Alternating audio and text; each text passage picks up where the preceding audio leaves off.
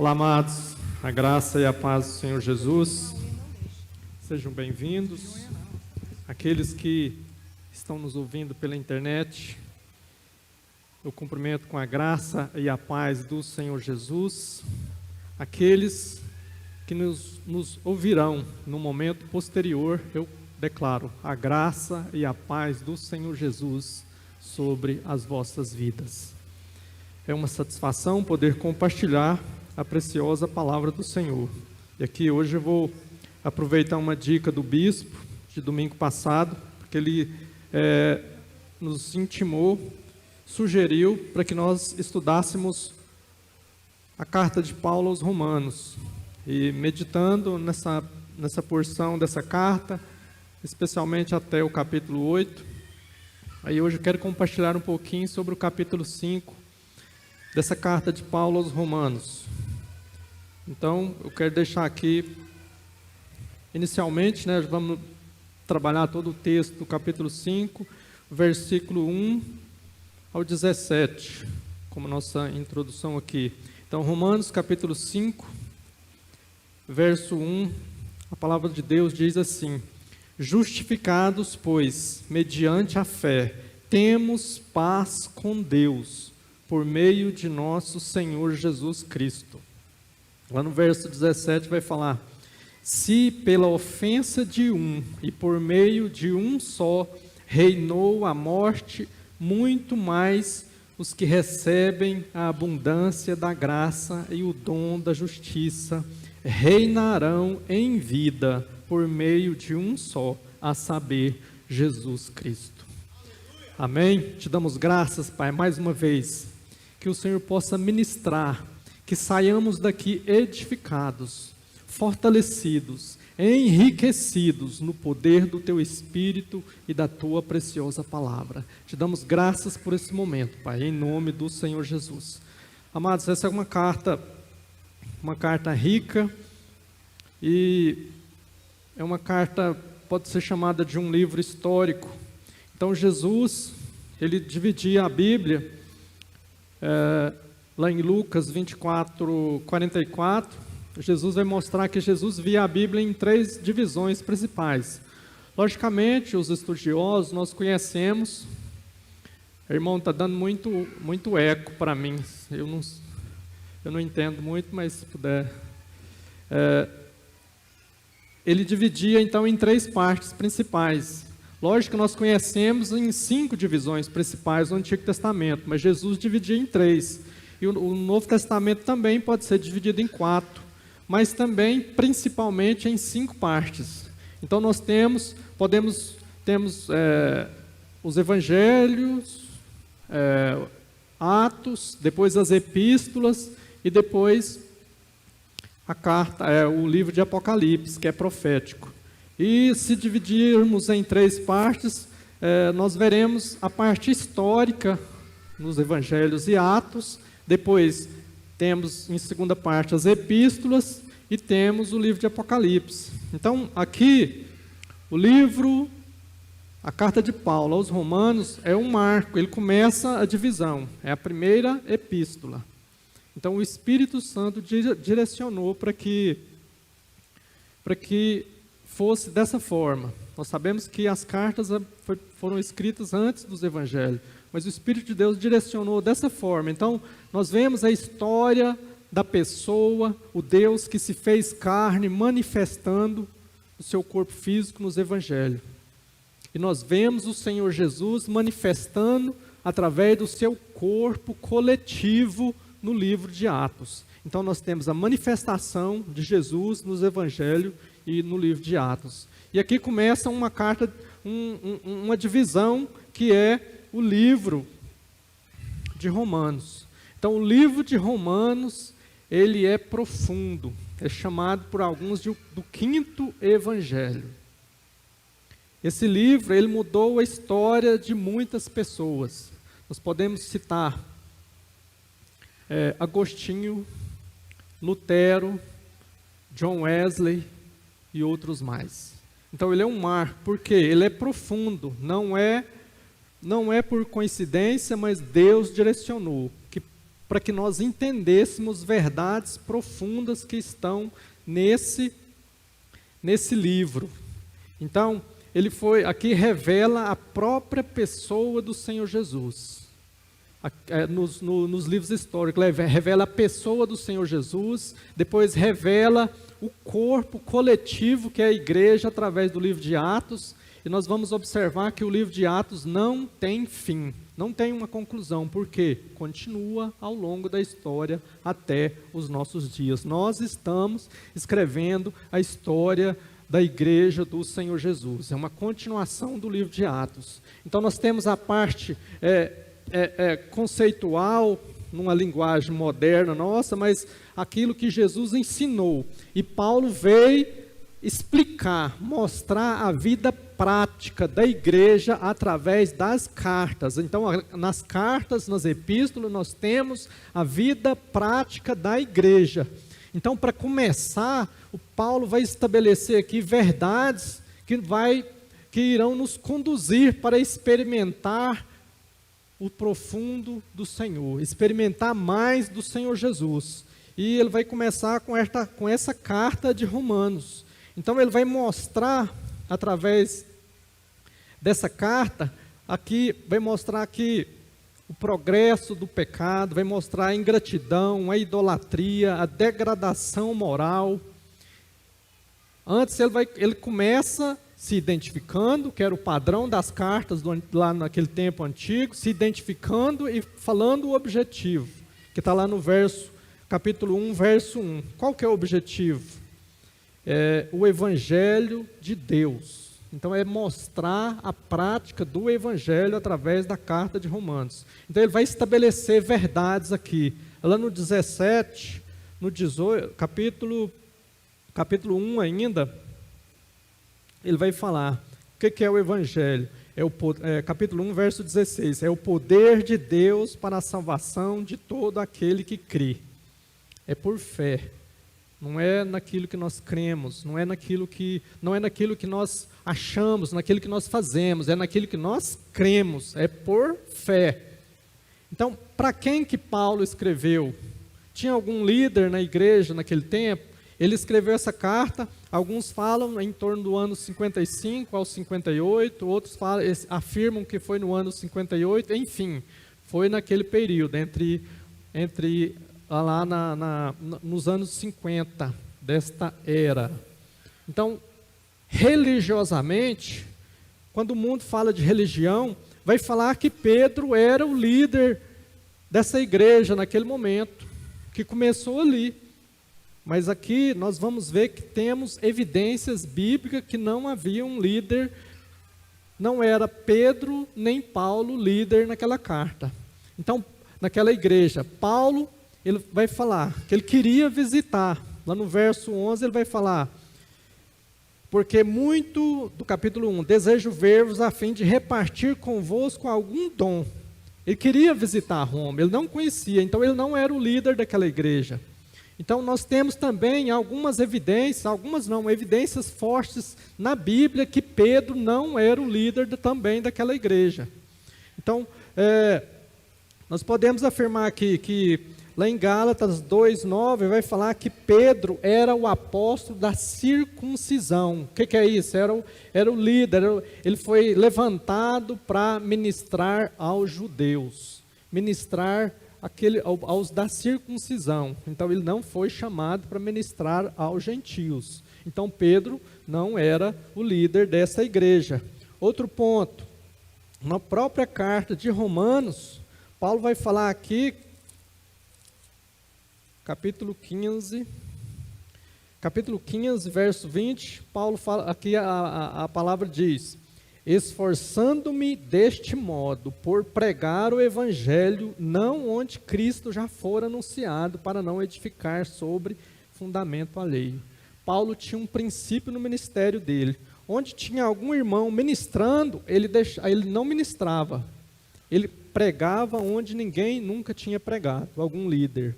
Então, Pedro não era o líder da igreja de Roma. Então, essa verdade nós podemos afirmar. Então, nós tem como provar historicamente, tem uma série de argumentos. Então, pela própria Bíblia, nós já verificamos que não tinha um líder, não tinha um apóstolo que era um líder desta igreja lá de Roma. Então, aqui Paulo então vai estabelecer, provavelmente, uma das hipóteses que começou essa igreja em Roma, foi a partir do derramamento do Espírito Santo ali no capítulo 2 de Atos, onde havia pessoas de todas as nações. Tanto é que muitos falavam nas línguas originais das nações. Pode ser que alguns ali eram de Roma e começou. É uma possibilidade. Enfim, então Paulo começa a falar aqui de verdades, da realidade do homem, da realidade do religioso, da realidade do mundo, e vai falar que, até o capítulo 3, mais ou menos, que o homem está perdido, não tem solução. Ele vai apresentar o argumento. Naquele tempo, tinha o pessoal que era erudito, que estudava, estudava muito uma matéria chamada retórica, que é argumentar. Então, Paulo começa aqui a fazer uma argumentação.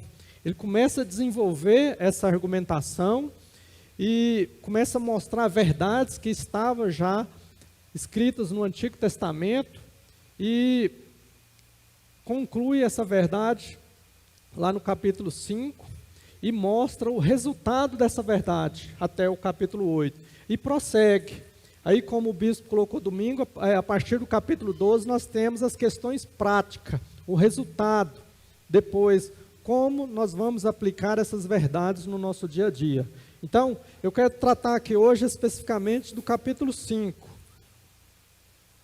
Então, nós vamos ver aqui que ali o assunto principal, o assunto é um só, o Senhor Jesus. O que é o Evangelho? É o Senhor Jesus. Então, Paulo vai mostrar essas verdades através da carta aos Romanos e nós vamos trabalhar um pouco aqui sobre esse tema, sobre essa verdade que está no capítulo 5. Aqui o capítulo 5, ele vai estar dividido em duas partes principais. Ele vai falar primeiro aqui da justificação e depois vai falar de Adão e de Cristo na segunda parte. Nós vamos observar aqui que são praticamente 4 parágrafos que tem esse capítulo 5. Então são 2 parágrafos na primeira carta e mais 2 na segunda parte, que vai, aí depois ele vai mostrar, nós vamos ver aqui a partir do verso 12, que tem uma conclusão. Portanto, ele começa argumentando no capítulo 1 e vai desenvolvendo o seu raciocínio, mostrando a profundeza, a podridão, a degradação do ser humano. Ele vai desenvolvendo essa ideia e nós vamos ver que tem uma sequência lógica. Então, se nós esquecermos aqui os versículos e os capítulos, nós vamos entender melhor esse argumento de Paulo. Ele desenvolve, começa a falar do Evangelho, do poder de Deus. No capítulo 2 ele começa, portanto, concluindo sobre alguma coisa e dá seguimento. No capítulo 3, qual é? Ou seja, é uma continuação. No capítulo 4 ele fala, que pois? Dando sequência. No final do capítulo 4, ele vai falar assim, o qual foi entregue por causa das nossas transgressões e ressuscitou por causa da nossa o quê? Justificação. Então, esse é o tema central do livro de Romanos. Então, a partir dessa palavra, nossa justificação, do capítulo 4, Paulo vai explicar o que é justificação no capítulo 5. Então, ele vai explicar no capítulo 5 até o versículo 11, e a partir do versículo 12 do capítulo 5, ele chega a uma conclusão. Portanto, e no capítulo 6, ele vai ver uma consequência dessa justificação. Como que é o pecado? Capítulo 6. A lei, capítulo 7. Vai falar mais do Espírito Santo, capítulo 8. E conclui no capítulo 8. Então, tem 2 divisões principais nesse livro também. Do 1 ao 11, do 12 ao 16, desses capítulos. E também 3 divisões, alguns entendem, do 1 ao 8, do 9 ao 11, depois do 12 ao capítulo 16. Seguindo,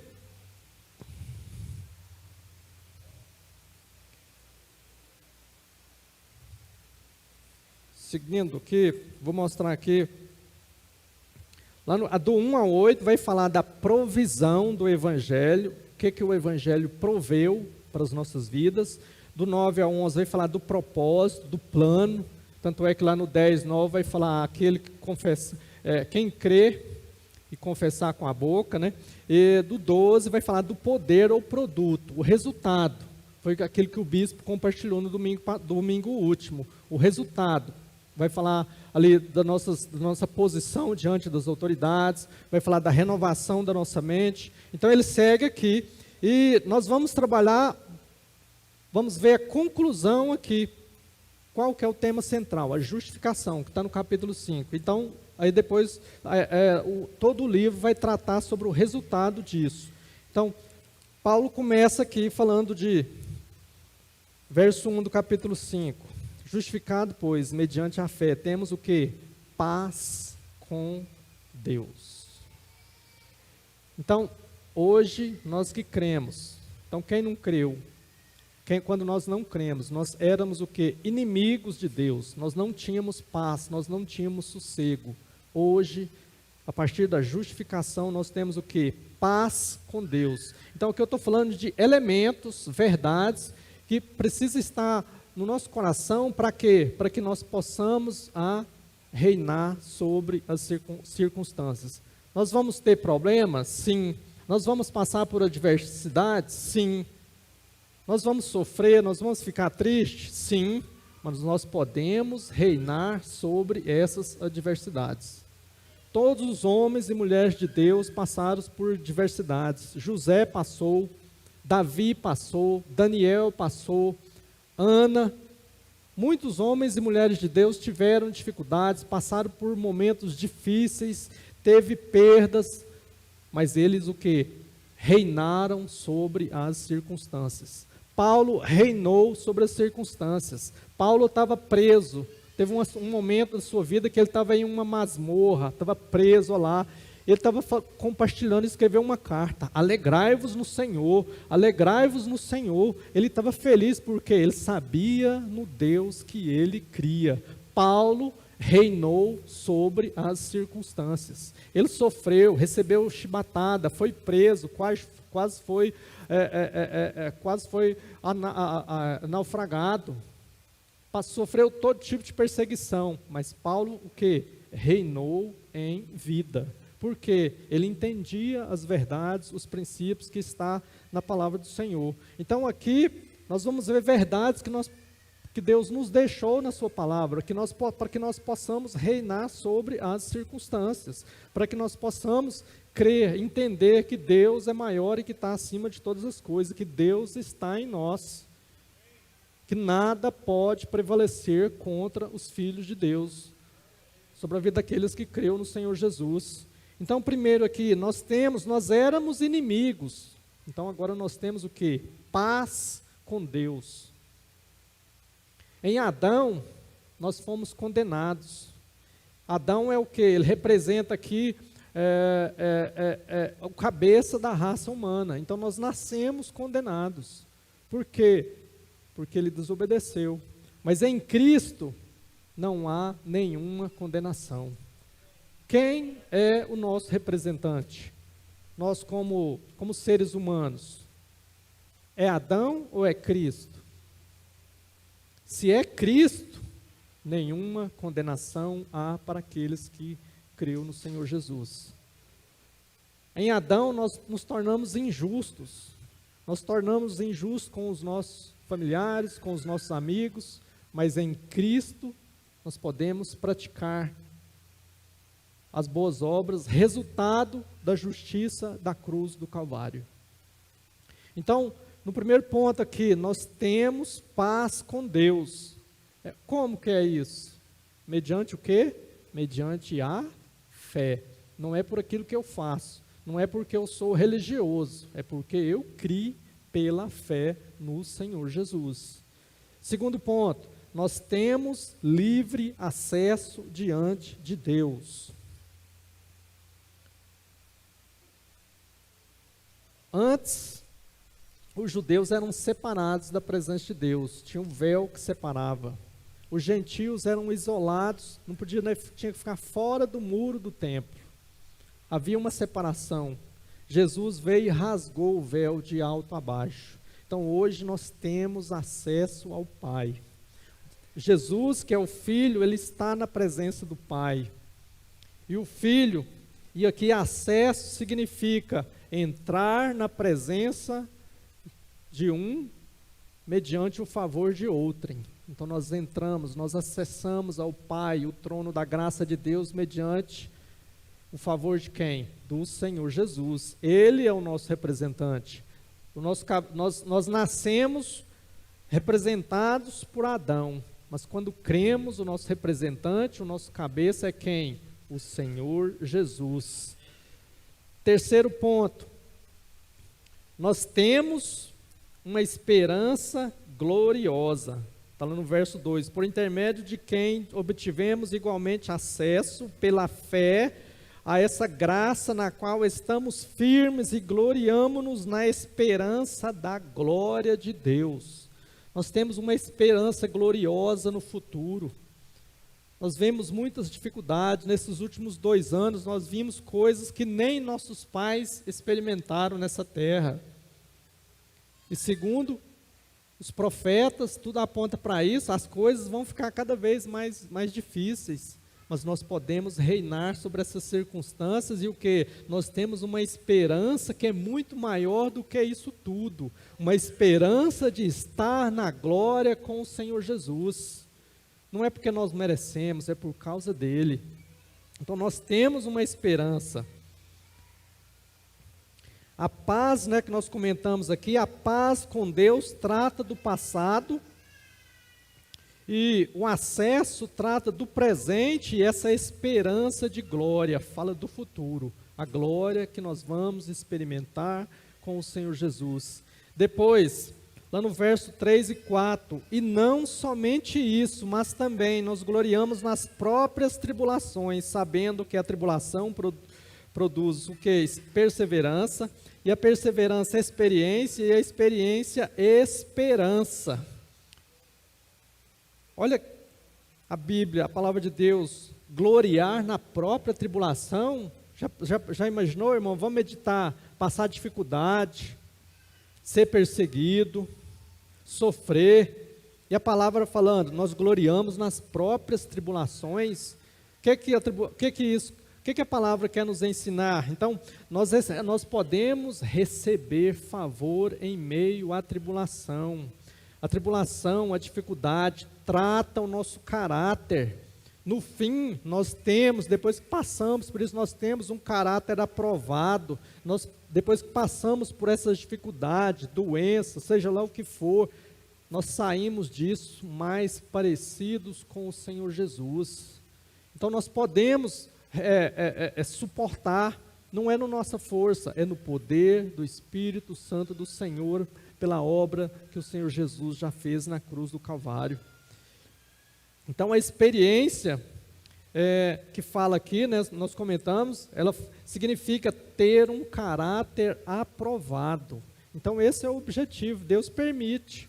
Para quê? Para que nós pareçamos mais com Ele a cada dia. Depois, do verso 5 ao 8, ora, a esperança não confunde, porque o amor de Deus é derramado em nosso coração, pelo Espírito Santo que nos foi outorgado. Porque Cristo, quando nós ainda éramos fracos, morreu a seu tempo pelos ímpios. Então nós éramos ímpios e Deus, por causa do seu amor, enviou Jesus para que nós fôssemos o quê? Salvos. Dificilmente alguém morreria por um justo, no verso 7, pois poderá ser que pelo bom alguém se anime a morrer, mas Deus prova o seu próprio amor para conosco pelo fato de ter Cristo morrido por nós, sendo nós ainda o quê? Pecadores. Então, esse texto também vai responder 2 perguntas que às vezes nós temos muita dúvida. Nós somos pecadores? Então, alguns não têm certeza. Nós somos pecadores? Nós somos justos? Então aqui a Bíblia está falando que sendo nós ainda pecadores, então, hoje nós somos justos em Cristo Jesus. Parece falta de humildade. Se for olhar, quando eu não era crente, não era cristão, eu achava que os crentes, não, eles estão achando que só eles são salvos, eles estão doidos. Não é a palavra que está dizendo. Nós erramos, nós falhamos, nós pecamos, sim, mas Deus nos deu a sua justiça em Cristo Jesus. Se nós falamos, aquilo que nós falamos vai acontecer, segundo a palavra de Deus. Se nós falamos, não, eu não consigo, não, eu sou fraco, eu caio mesmo, se acontecer isso eu vou cair, vai mesmo. Você está falando, se você está falando que vai mesmo. Você é uma autoridade no mundo espiritual. Você fala que é pecador, então você vai pecar mesmo. Deus não nos vê como pecadores. Nós éramos pecadores. Nós éramos inimigos. Hoje nós somos filhos de Deus. Deus deu através de Jesus a sua justiça e colocou a justiça de Cristo em nós. Então nós podemos vencer o pecado. Sobre o pecado, Paulo vai enfatizar isso lá no capítulo 6. No final, lá no verso 14, fala assim: porque o pecado não terá domínio sobre vós, pois não estáis debaixo da lei, e sim da graça. Não terá domínio. Eu tenho que crer nessa verdade. Então, o crente que está em pecado, ele ainda não entendeu essa verdade, ou ele deixou de lado. Então, ele não está reinando sobre esse ponto em sua vida. Nós podemos reinar e vencer. O Senhor nos deu aqui, está a promessa. Na palavra, se está na palavra, nós podemos experimentar. Então nós temos que falar aquilo que a palavra diz ao nosso respeito. Se a palavra diz que nós somos mais que vencedores em Cristo Jesus, então nós somos. Nós podemos experimentar coisas boas no Senhor. Lá no tempo que Deus tirou o povo do Egito, Moisés chamou 12 líderes para espiar uma terra rica, uma terra que manava leite e mel. Canaã aponta para as riquezas em Cristo Jesus. Então hoje nós podemos experimentar essa terra de Canaã, que são as riquezas em Cristo Jesus. Experimentar o melhor que Deus prometeu na sua palavra. Nós vamos passar por dificuldade? Vamos. Mas nós podemos sobressair sobre essas circunstâncias, no poder do Senhor, que já nos deu na sua palavra. Então naquele tempo, Moisés chamou 12 líderes.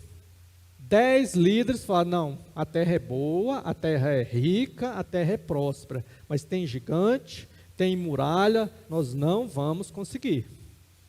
Josué e Caleb: não, peraí, a terra é boa, é rica, mas nós podemos vencer, nós podemos experimentar e tomar posse dessa terra. Quem falou que não conseguia, não conseguiu de fato, que foram os 10, morreram no deserto. Josué falou que iria conseguir, então eles conseguiram. Eles experimentaram a vida abundante. Como tudo naquilo que eles declararam. Foi aquilo que eles proferiram por sua própria boca, que eles experimentaram. Os que falaram que não iria, de fato não tomou posse, não experimentou. Quem falou que iria tomar posse, tomou posse, porque entenderam aquilo que Deus tinha falado. Então nós temos que entender, por isso que nós temos que meditar na palavra do Senhor, porque aqui estão as verdades. E tomar posse dessas verdades. O que Deus diz ao meu respeito? O que Deus diz a respeito da igreja? E tomar posse dessas verdades, para podermos reinarmos sobre as circunstâncias, para podermos cumprir aquilo para o qual Deus nos chamou. Se Deus falou, nós podemos tomar posse, mas nós temos que declarar, nós temos que concordar com o Senhor, buscar isso em intimidade, ter um relacionamento com o Senhor, para experimentarmos essas verdades. Então, as circunstâncias trabalham, nós já comentamos, né? As tribulações vão trabalhar o nosso caráter, então nós podemos experimentar o favor do Senhor nas circunstâncias. Depois nós vimos que Deus derramou através do Espírito dele, que foi outorgado. O Espírito de Deus está em nós, habita em nós, ele misturou com o nosso espírito. Então, o amor de Deus foi derramado em nosso coração. Nós éramos ímpios, inimigos de Deus, e Deus outorgou, deu o Espírito Santo dele para nos direcionar. Então, aqui logo no começo nós já vemos aqui parte do fruto do Espírito, né? Nós vimos aqui de amor, de paz. Tem uma outra parte aqui de Romanos que vai falar de alegria. Então aqui fala também de fé, de esperança, de amor. Então essas coisas nos dão o quê? Paciência em meio às provações. Fé aqui no verso 1, depois esperança no 2, amor lá no 5. Isso tudo vai nos dar o quê? Paciência nas provações. Depois, do 9 ao 10, logo muito mais agora, sendo justificado pelo seu sangue, seremos por ele salvos da ira. Porque se nós, quando inimigos, fomos reconciliados com Deus mediante a morte do seu Filho, muito mais estando já reconciliados, seremos salvos pela sua vida. Então, nós salvos do quê? Da ira de Deus.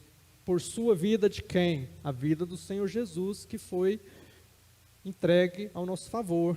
Que ira é essa? Tem alguns estudiosos que falam que está falando aqui da ira da tribulação, mas no contexto aqui não está falando da tribulação.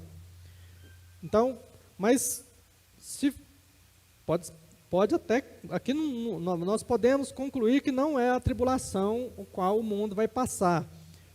Aqui aponta mais para a ira do julgamento do trono branco, ou seja, a ira de Deus em desfavor daquele que não creu no Senhor Jesus.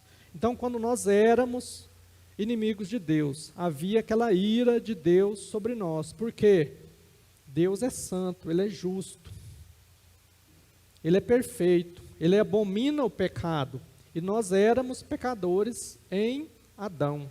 Então havia essa ira. Então aquele que não creu, aquele que não tem Jesus, essa ira de Deus vai manifestar no julgamento do trono branco.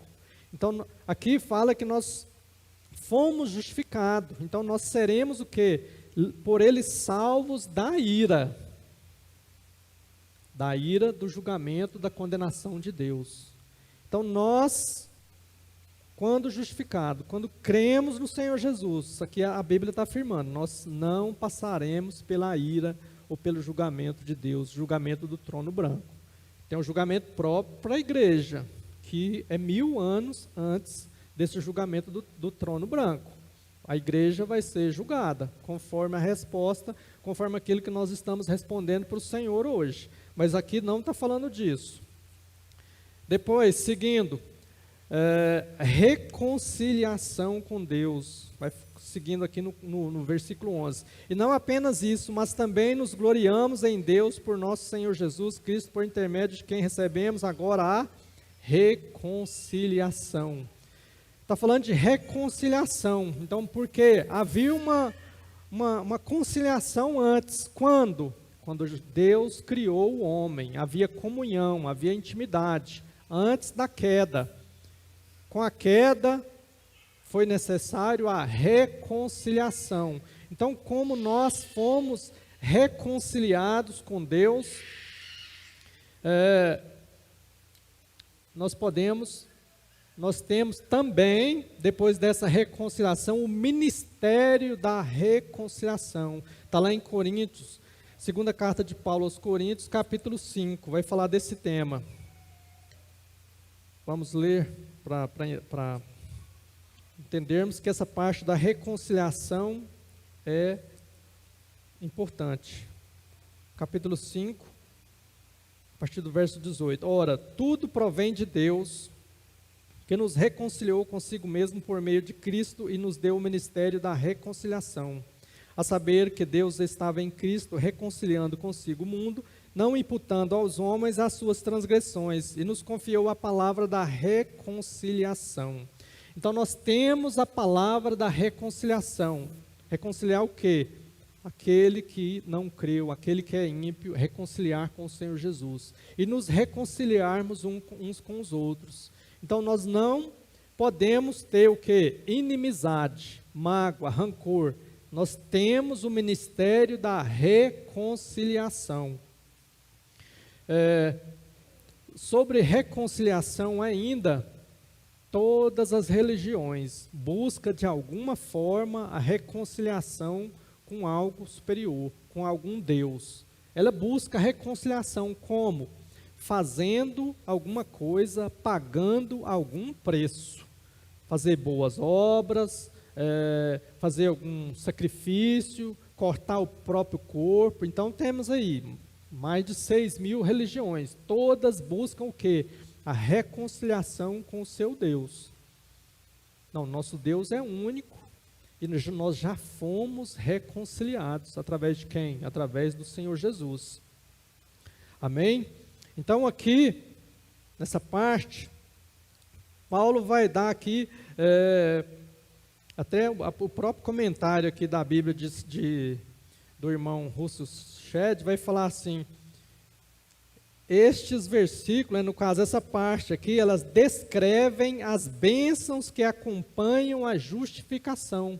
Então aqui, do verso 1 até o 11, são bênçãos, consequências de quê? Da justificação.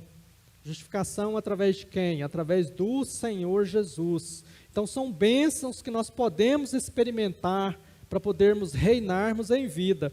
E aí Paulo vai concluir, a partir do verso 12, ele vai concluir fazendo uma comparação entre Adão e Cristo.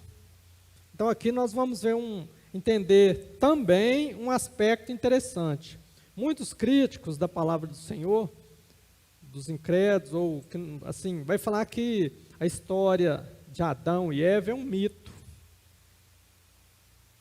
Será que é mesmo? Aqui nós temos uma verdade no Novo Testamento, Paulo falando, nós temos várias passagens aqui que citam o Antigo Testamento, inclusive lá a parte da criação, a parte da Arca de Noé.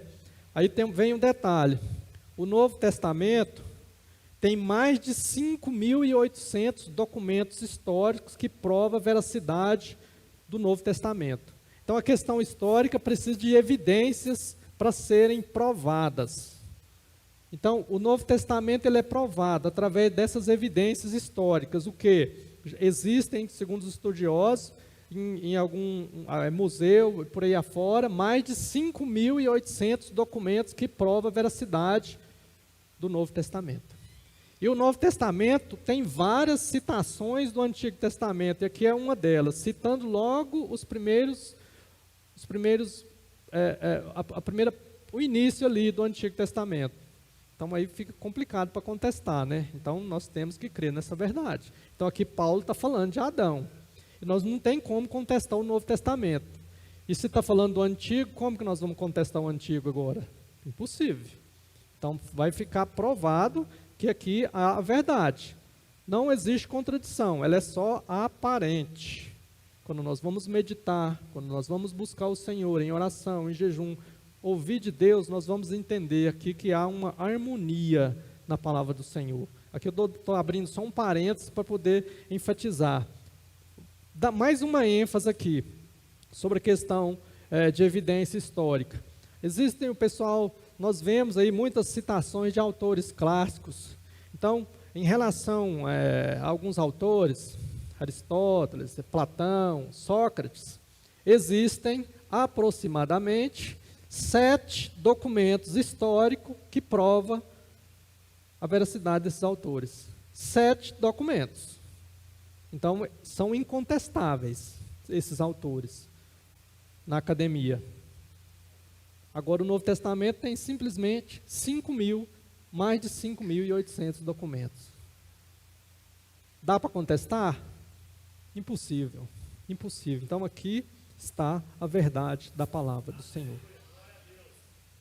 Então, acabou, não tem como contestar. É debate inútil. debater se é mito, se não é. Não, esquece essa parte. Vamos meditar, experimentar das riquezas do Senhor e reinar sobre as circunstâncias. Amém?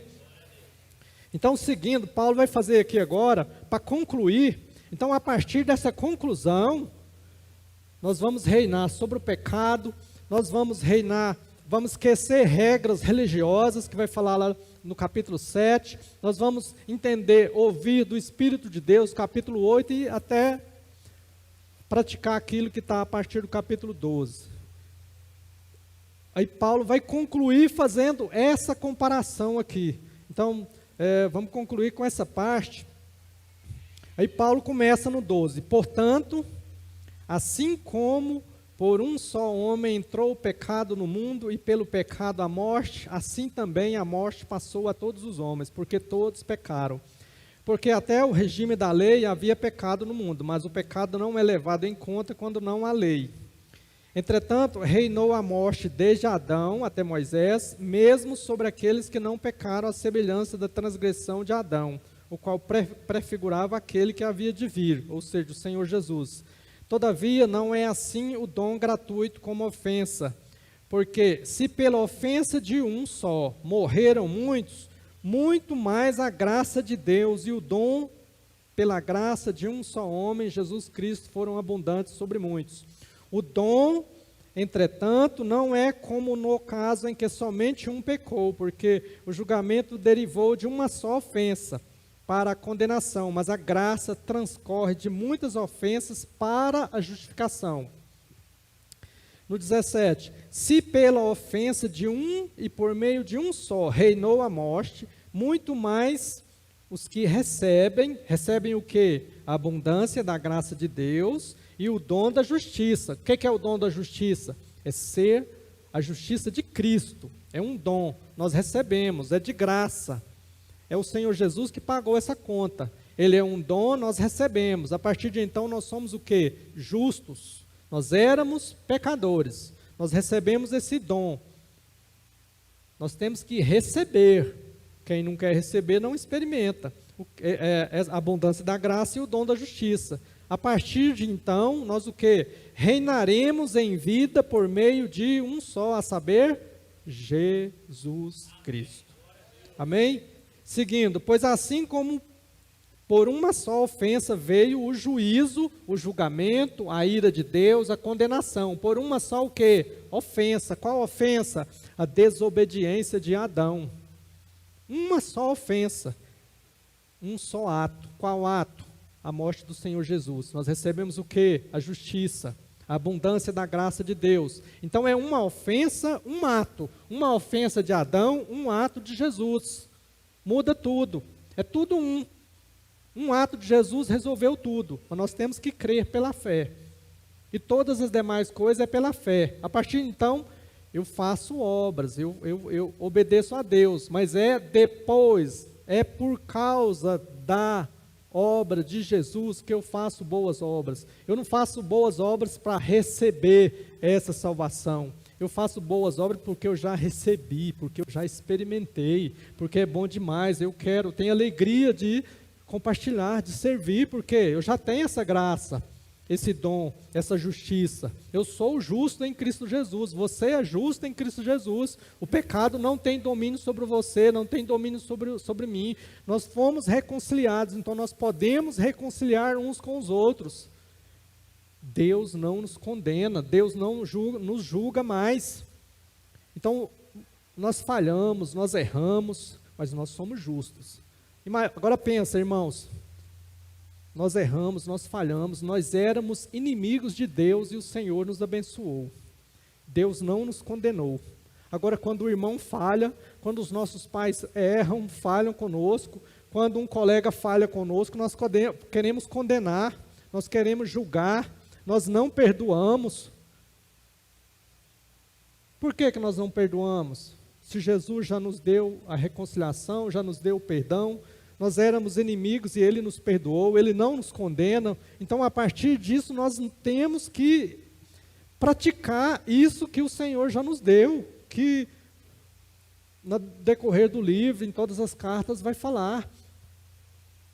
mas eu não consigo. Não, se você está falando que não consegue, você não vai conseguir. Você tem que declarar, confessar a palavra, colocar diante de Deus. Nós fomos reconciliados, nós podemos praticar essas verdades, porque é a verdade da palavra do Senhor. Seguindo aqui, né, nós estávamos falando da ofensa e do ato de Jesus. 18. Pois assim como por uma só ofensa veio juízo sobre todos os homens para condenação, assim também uma só ato de justiça veio a graça sobre todos os homens para justificação que dá o quê? A vida. A justificação que dá o quê? A vida. Aqui, essa vida no original, quando nós recebemos a vida de Jesus, é a vida, no original é a Zoe, que é vida de Deus. A palavra vai fala de vida em tem três, do original, três formas diferentes. Tem bios, que é a vida biológica. Tem a psique, que é a vida psicológica. Para entendermos, experimentar as verdades do Senhor, nós temos que discernir essa diferenciação. Quando está falando do nosso corpo, quando está falando da nossa vida psicológica, do que é o psique, e quando está falando do Espírito, está falando da vida de Deus, que é a Zoe, que é essa vida que o Senhor Jesus nos deu. Porque, 19, porque como pela ofensa de um só, porque pela desobediência de um só homem, muitos se tornaram pecadores, assim também por meio da obediência de um só, muitos se tornarão o quê? Justos. Desobediência de um só. Qual desobediência? De Adão. Obediência de um só. De quem? Do Senhor Jesus. Então a raça humana nasce em Adão. Nós nascemos de novo em Cristo Jesus, por causa da obediência de Cristo. 20, sobreveio a lei para que voltasse a ofensa, mas onde abundou o pecado, superabundou a graça, a fim de que, como o pecado reinou pela morte, assim também reinasse a graça pela justiça para a vida eterna, mediante Jesus Cristo, nosso Senhor. Nós podemos reinar sobre as circunstâncias, amados. Nós temos esse dom, o Senhor Jesus já nos deu.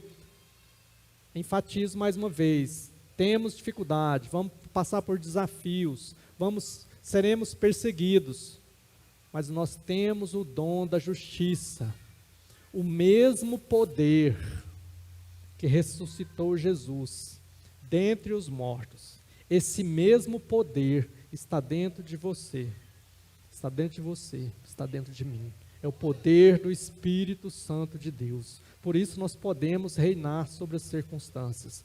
E, amados, eu quero concluir aqui aí, a partir desse trecho, né, que vai falar aqui enfatiza dois reinos principais, o reino da morte e o reino da vida.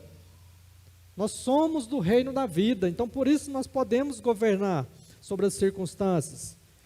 E a conclusão disso tudo está lá no capítulo 8, né? Certa feita nós compartilhamos, foi em dezembro de 2020, e eu quero concluir novamente com esse texto. Aí Paulo vai deslanchar, ele conclui essa justiça, esse ato, a ofensa que nós recebemos por causa de Adão e o ato de Jesus Cristo, que nos tornou justo. Aí ele conclui tudo isso lá no final do capítulo 8. Então, o capítulo 8 aqui, que você preste bem atenção o que está falando. Capítulo 8, a partir do verso 31. Paulo vai falar assim, para nós concluirmos. Que diremos, pois, à vista destas coisas? Se Deus é por nós, quem será contra nós? Aquele que não poupou o seu próprio filho, antes, por todos nós o entregou, porventura não nos dará graciosamente com ele todas as coisas? Quem intentará acusação contra os eleitos de Deus? É Deus quem os justifica. Quem os condenará? É Cristo Jesus que morreu, ou antes, quem ressuscitou, qual está à direita de Deus e também intercede por nós. O Senhor Jesus está à destra do Pai, intercede por nós. Quem nos separará do amor de Cristo? Será a tribulação, a angústia, a perseguição, ou a fome, ou a nudez, ou o perigo, ou a espada? Como está escrito, por amor de ti somos entregues à morte o dia todo.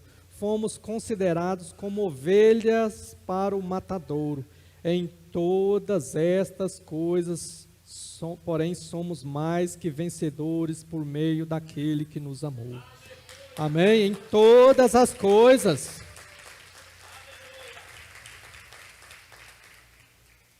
(38) 38, porque estou bem certo de que nem a morte, nem a vida, nem os anjos, nem os principados, nem as coisas do presente, nem do porvir, nem os poderes, nem a altura, nem a profundidade, nem qualquer outra criatura poderá nos separar do amor de Deus que está em Cristo Jesus, nosso Senhor.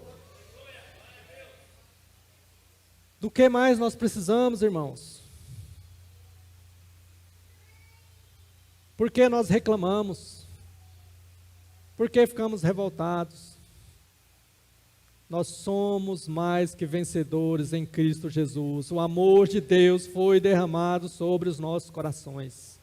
Nós somos mais que vencedores em Cristo Jesus. Nós temos que somente testemunhar agora. Tem muitos que não experimentaram essas verdades ainda, amados.